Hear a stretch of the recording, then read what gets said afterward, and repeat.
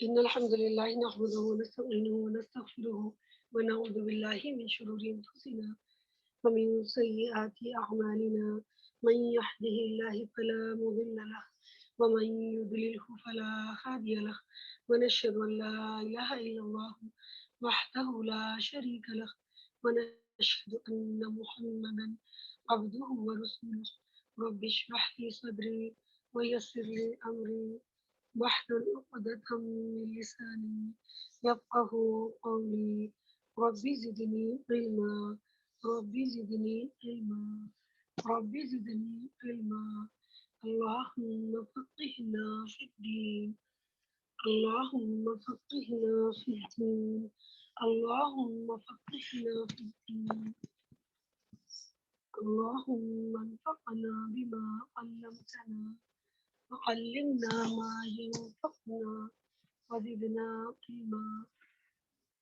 اللهم إنا نسألك علما نافعا ورزقا طيبا وعملا متقبلا اللهم أرنا الحق حقا وارزقنا اتباعه وأرنا الباطل باطلا وارزقنا اجتنابه يا حي يا قيوم برحمتك نستغيث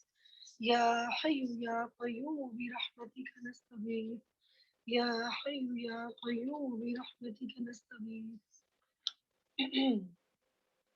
يا مقلب القلوب ثبت قلوبنا على دينك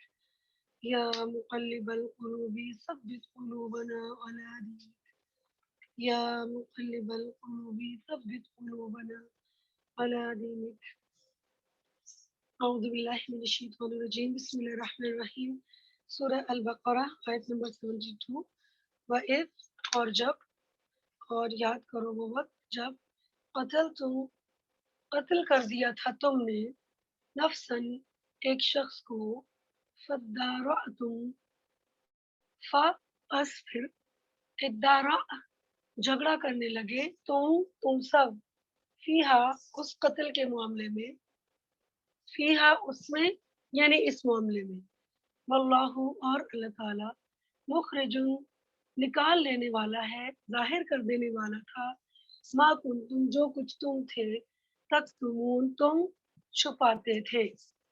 بے شک اللہ تعالیٰ جو کچھ تم چھپاتے تھے یا چھپا رہے تھے اس کو ظاہر کر دینے والا تھا نکال کر سامنے لانے والا تھا فقلنا اضربوہ بس ہم نے کہا کہ مارو اس کو ببعضها اس کے ایک ٹکڑے کے ساتھ کذالک اس طرح یحیی اللہ زندہ کرے گا اللہ الموتى مردے کو ویریکم اور وہ دکھاتا ہے تم کو آیاتی ہی اپنی آیات اپنی نشانیاں لعلکم تاکہ تم سب تعقلون تم عقل سے کام لو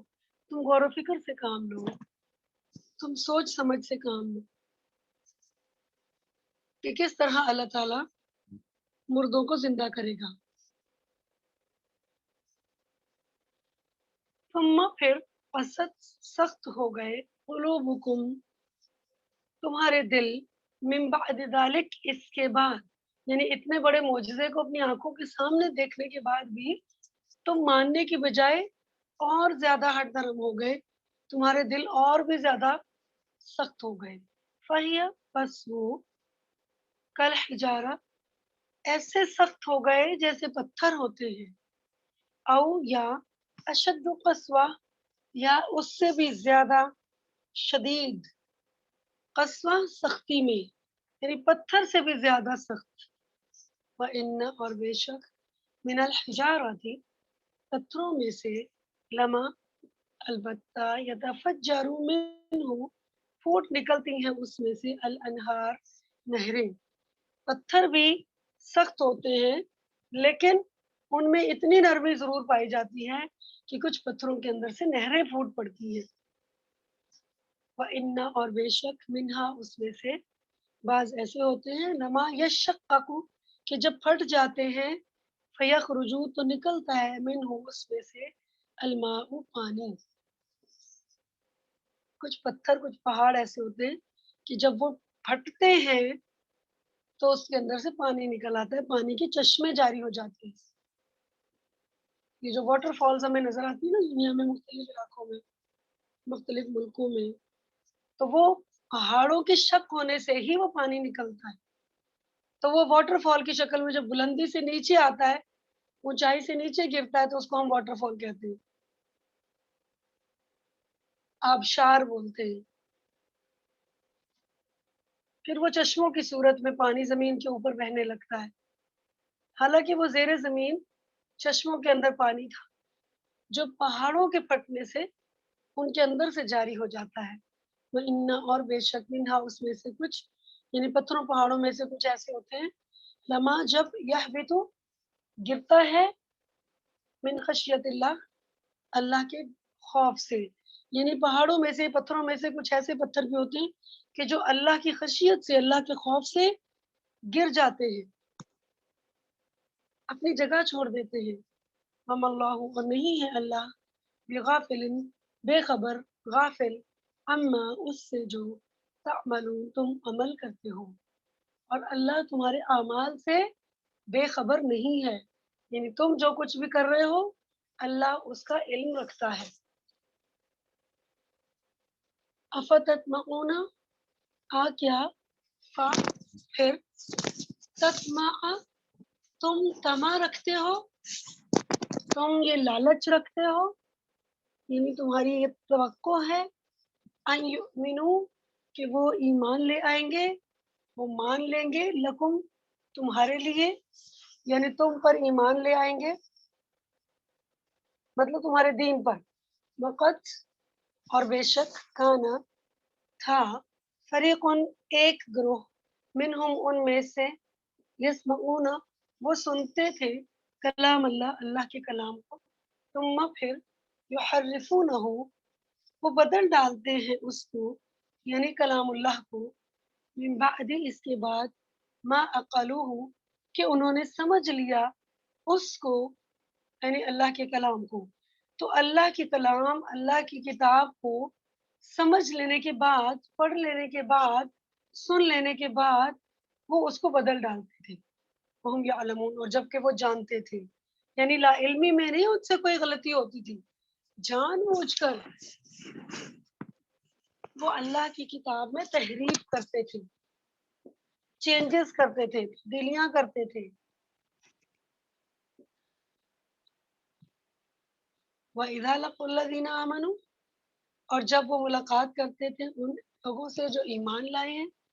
قالوا تو کہتے ہیں آمنا ہم بھی ایمان لائے، ہم بھی مومن ہیں۔ وَإِذَا خَلَا اور پھر جب خالی ہوتے ہیں، تنہا ہوتے ہیں، خلوت میں ہوتے ہیں، بعضهم ان میں سے بعض، الی بعض بعض اپنے دوستوں کی طرف، بعض دوسرے ساتھیوں کی طرف، قالوا تو کہتے ہیں اتحدثونہم کیا تم بیان کرتے ہو ان سے، کیا تم بتا دیتے ہو ان کو، وہ بات بما جو فتح اللہ علیکم جو اللہ نے تم پر ظاہر کی، یعنی جو تمہاری کتابوں میں لکھی ہوئی ہے، کیا تم ان اہل ایمان کو وہ باتیں بتا رہے ہو جو اللہ نے تمہارے لیے تمہاری کتاب میں ظاہر کی تھی، لیحاجوکم بھی تاکہ وہ حجت لائیں تم پر ان باتوں کے ذریعے، عند ربکم تمہارے رب کے سامنے، افلا تعقلون کیا تم پھر عقل سے کام نہیں لیتے۔ تو یہ چھپ کر اپنی نجی مجلسوں میں، محفلوں میں، اپنے اپنی کمیونٹی میں جب کہ جو علماء یہود تھے جب اپنے ساتھیوں کی مجلس میں ہوتے تھے تو پھر یہ بات کرتے تھے کہ جو باتیں اللہ تعالیٰ نے خاص طور پر تورات میں لکھی وہ ان عام لوگوں تک مت بتاؤ ورنہ یہ تمہارے خلاف حجت کریں گے، کچھ تو عقل سے کام لو، کیا تمہیں عقل نہیں ہے؟ یعنی ان کا خیال تھا کہ کتاب میں موجود ہر بات غیر یہودیوں کو بتانے کی ضرورت نہیں ہے۔ اولا یعلمون اللہ تعالیٰ ان کی ان باتوں کا جواب دے رہے ہیں، اور کیا نہیں وہ جانتے ان اللہ یعلم کہ بے شک اللہ تعالیٰ جانتا ہے मा युसिरून, जो कुछ वो छुपाते हैं, व मा युअलिनून, और जो कुछ भी वो जाहिर करते हैं। यानी ये छुपाएं या जाहिर करें, क्या इनका ईमान नहीं कि अल्लाह जानता है? यानी लोगों के सामने, आम लोगों के सामने, गैर यहूदियों के सामने इनके बयानात कुछ और होते हैं, और जब भी खास तौर पर अपनी कम्युनिटी में होते हैं, अपने साथियों के साथ, तो फिर इनके बयानात कुछ और होते हैं। तो कुछ ज़ाहिर करते हैं, कुछ छुपाते हैं, कुछ उनके खुफिया एजेंडे होते हैं। तो अल्लाह ताला यहूद व नसारा से पूछ रहे हैं, अहले किताब से, क्या तुम्हारा ये ईमान नहीं है कि अल्लाह ताला जानता है तुम्हारे ज़ाहिर और छुपे सबको? हालाँकि इनका ये ईमान था, इनको भी यही बातें सिखाई गई थी। लेकिन हम देखते हैं कि ये खुफिया जो साजिशें और तदबीरें करते थे, तो जब भी इंसान कोई खुफिया काम करता है कि दूसरों को ये पता ना चले कि हमारे किसी भी काम में हिडन जो पर्पसेस क्या हैं, हमारे खुफिया मकासद क्या हैं, तो क्या हम अपने मकासद को छुपा कर रखते हैं, सीक्रेट रखते हैं, तो क्या ये कॉन्फिडेंशियल चीज़ें अल्लाह को भी पता नहीं है? इस बारे में हमारा क्या ईमान है? ये तो था यहूद नसारा का ईमान। आज हमारा ईमान क्या है कि हम छुप कर क्या करते हैं और ज़ाहिर क्या करते हैं। वमिनहुम, और उनमें से उम्मियून, अनपढ़ हैं, पढ़े लिखे नहीं हैं, ला यअलमूनल किताबा, वो किताब का इल्म नहीं रखते, इल्ला अमानी, सिवाय चंद आरज़ुओं के, व इनहुम, और नहीं है वो, इल्ला यज़ुन्नून, मगर वो एक गुमान की पैरवी कर रहे हैं। गुमान होता है असम्पशन, बस हो सकता है ऐसे हो सकता है वैसे हो, तो इसको कहते हैं गुमान। तो अपनी कुछ ख्वाहिशात हैं, कुछ आरज़ुएँ हैं उनकी, बस उनके पीछे चल रहे हैं। किताब का इल्म इनके पास नहीं है। इनका इल्म, इनकी चंद आरज़ुएँ हैं, और वो सिर्फ़ एक गुमान के पीछे चल रहे हैं। आज हम यहाँ तक इंशाअल्लाह तफ़सील करने की कोशिश करेंगे, और अल्लाह की आयत को समझने की। यहूद व नसारा के मुख्तलिफ़ रवैये और मुख्तलिफ़ तरीके जो उन्होंने इख्तियार कर रखे थे। सबसे पहले नंबर पर तो हुज़ूर सल्लल्लाहु अलैहि वसल्लम के दौर में जो यहूद और नसारा मौजूद थे, मदीना के अंदर और मदीना के इर्द-गिर्द की बस्तियों और आबादियों में, तो सबसे पहला खिताब तो उन्हीं बनी इसराइल से है कि वो क्या-क्या कुछ करते थे।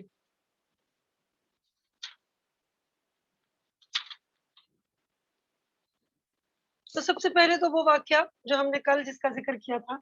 कि एक शख़्स ने अपने चचा को इसलिए कत्ल कर दिया कि वो उनकी जायदाद पे कब्ज़ा करना चाहता था। तो अल्लाह ताला ने इस कत्ल के मुकदमे को किस तरह से हल किया, जब ये मुकदमा हज़रत मूसा अलैहिस्सलाम के पास लाया गया। तो एक गाय को ज़िबह करने का जो हुक्म दिया गया, और फिर उसके बाद उसको अल्लाह ताला ने हुक्म दिया कि वो लाश ज़िंदा हुई, उसने अपने कातिल का नाम बताया, और फिर वो दोबारा मर गया। तो ये वो चीज़ थी, आयत नंबर 72। और जब तुमने एक नफ्स को, एक शख्स को कत्ल कर दिया, फिर इस मामले में झगड़ा करने लगे, तो अल्लाह तो उन मामलात को ज़ाहिर कर देने वाला था जिसे तुम छुपा रहे थे। यानी उस कत्ल को छुपाया जा रहा था, और कातिल ये काम खुद पूरी प्लानिंग के साथ कर रहा था। क्योंकि उसका इस ये कत्ल जो उसने किया था, ये कोई कत्ल ख़ता नहीं था कि गलती से उससे हो गया था, बल्कि उसने जानबूझकर कत्ल आमद किया था, और जानबूझकर अब उसकी लाश को किसी दूसरे के नाम पर लगा रहा था, किसी और को कातिल साबित करना चाहता था। वल्लाहु मुखरिजुम, और अल्लाह ताला ज़ाहिर कर देने वाला